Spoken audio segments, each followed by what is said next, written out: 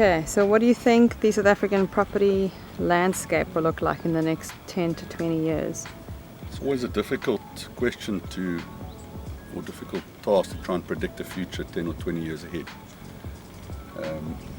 People expect major changes, and then often when you look back, it's a bit of a bittersweet thing. You've got changes in certain things, and then some things always stay the same. But with regards to the South African property industry, yeah, I'm very cautious to make predictions. And I'm not a retail expert, so I won't make predictions there. But with regards to residential, I think it's much of the same. The fundamentals of property are always there. Demand and supply, location. Those things will always be primary drivers of residential property value and other property value. I think what we're going to see also is there's been a big shift after COVID towards semigration and people working from home, and I think that has all come to an end. People just don't realize it yet. Things come to an end or things change, and you don't realize it, and then it builds up, and then suddenly it's you see it all around you.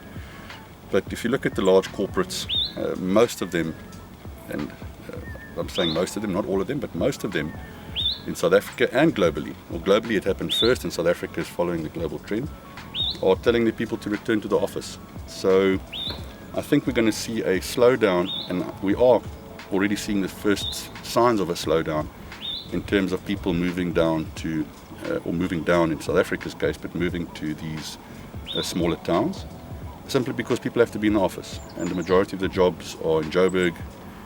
Cape Town will be sustained jobs. Semigration to Cape Town has pushed a lot of businesses moving their head offices to Cape Town, or their executives moving down to Cape Town. They won't move back to Joburg. But the places like Joburg, I think, is going to make a big comeback, just because people need to go back to the office. I think it's the same thing applies even internationally in a place like London. If you look at London property prices, they are, relatively speaking, they're relatively low, the prices in London, compared to what they previously were.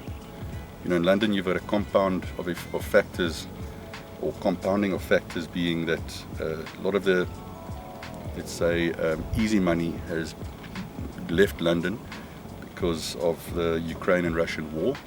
So a lot of people, the Russians, were spending massive amounts of money buying up luxury properties in London. They saw it as great investments long term, so they pushed up the prices. So that demand has disappeared because of the sanctions and so forth against the Russians. Then on top of that,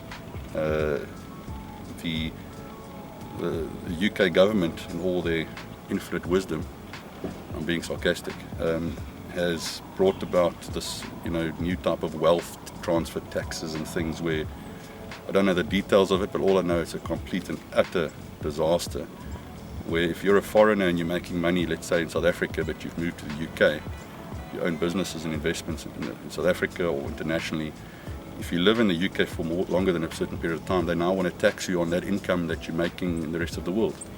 And that's making these wealthy people run for the hills. They're selling up their properties, and I know a few people that are doing that. They're selling their properties that they invested in the UK, and they're moving somewhere else. They're going to Dubai, or they're going back to South Africa, or whatever. They're just leaving. So those things are pushing down the property prices, but in the UK overall, or in London overall. And then lastly, COVID, with people moving to smaller towns because you've got a good infrastructure, especially in places which are served by the tube network or the train network. People can move to little towns outside of London, 45 minutes to an hour out, and they can commute once or twice a week when they need to be in the office. But now when the offices say to them they've got to be there every day, it's a different story. And those people are going to come back. So I think London, when we were there now, my wife and I looked at the property, and it's still expensive. It's mind-bogglingly expensive for a South African.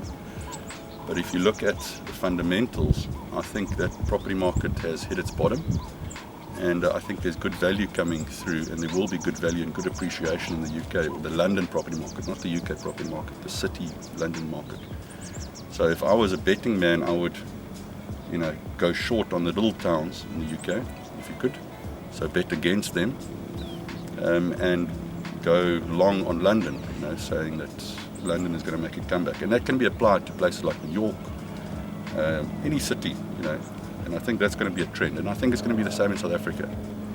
So Joburg, Cape Town, Durban, perhaps. I don't know about Durban so much as an economic hub, but I think there's support for that. Cape Town is an interesting thing in South Africa.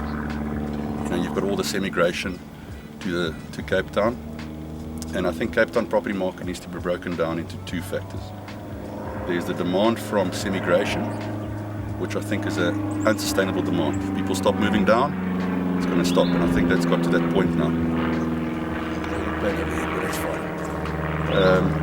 So it's become so expensive for a Joburger to move down to Cape Town, and I keep on hearing about Joburgers moving back to Joburg from Cape Town that previously moved.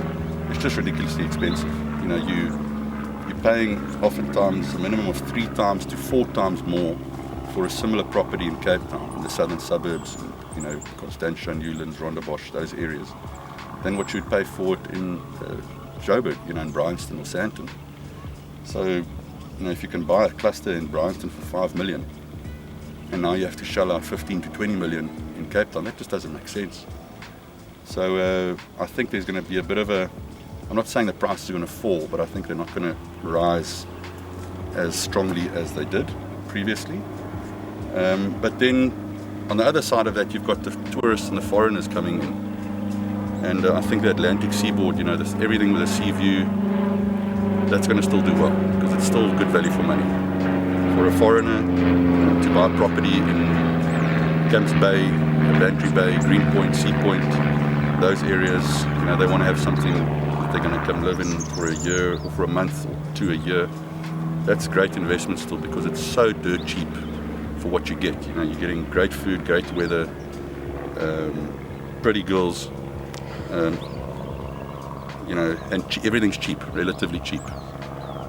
So I think that's still got long legs to go. But yeah, I'll be cautious about the suburbs in Cape Town. And it's the same thing here with Plet. Plettenberg Bay, there was an article I shared with some people that said Plettenberg Bay property prices doubled on average over the last, I think it was 4 years, which is about right. It's about a 20% growth per annum, which is incredible. But it's not going to keep on going. I think semigration is going to slow down, but also in Plet we have a tourist demand. So your high-end tourist properties, I think, are going to continue to grow.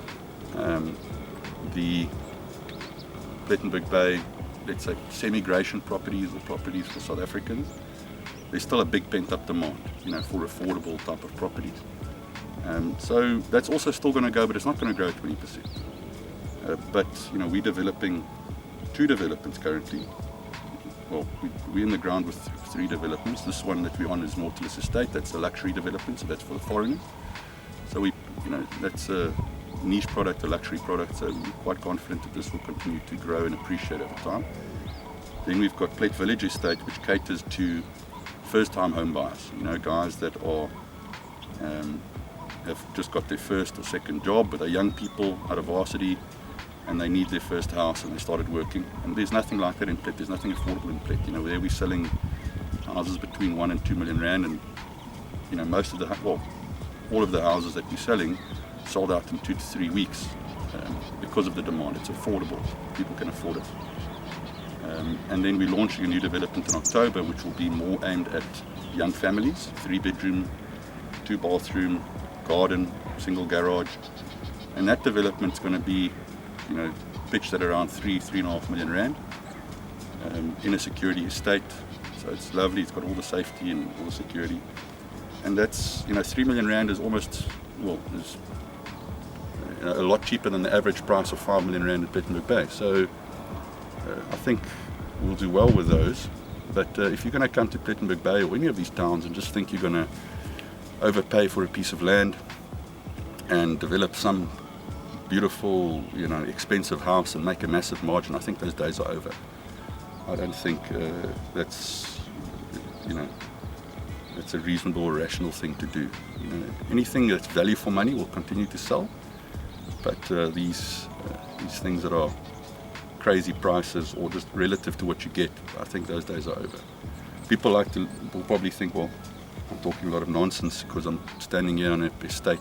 Well, so if you look at Nautilus Estate where we're standing now, you might think that that's also subject to, you know, a correction because it's seen as a lot of money. You know, here we're selling stands without a house for between 8 and 25 million rand. But this is something which is unique and it's a luxury product. But also, if you compare the relative value to what you would pay for a stand in a beachfront stand in Beachy Head or on Main Beach in Plettenberg Bay, it's actually a hell of a lot cheaper. So, and in my opinion, this is far superior. So we're offering a hell of a lot of value here, comparable or relative to that. So yeah, I think the key is to offer value for money. But yeah, property market, that's probably for the next 10 years what we're going to see. I think we're going to see steady growth. It looks like our economy is coming right. The interest rates are coming down. When interest rates come down, property prices go up. There's still a strong demand for affordable housing in South Africa, which is a big focus for us in our group. So yeah, if you ask me about 20 years from now, sure, I can't tell you. But we're still going to be living in houses in 20 years. I don't know if we've been building with bricks for the last 50 years. I don't know if we're going to stop building with bricks. I don't think we're going to be 3D printing all the houses that soon. Maybe, who knows? Yeah, I think that there's trends of, you know, global trends that are currently at play that are going to continue. But you know, you never know. Nobody could have predicted COVID, and nobody could have predicted how COVID changed the world. So for me to judge what's going to happen in 20 years is very difficult. But as long as you stick to the fundamentals, I think you'll be okay.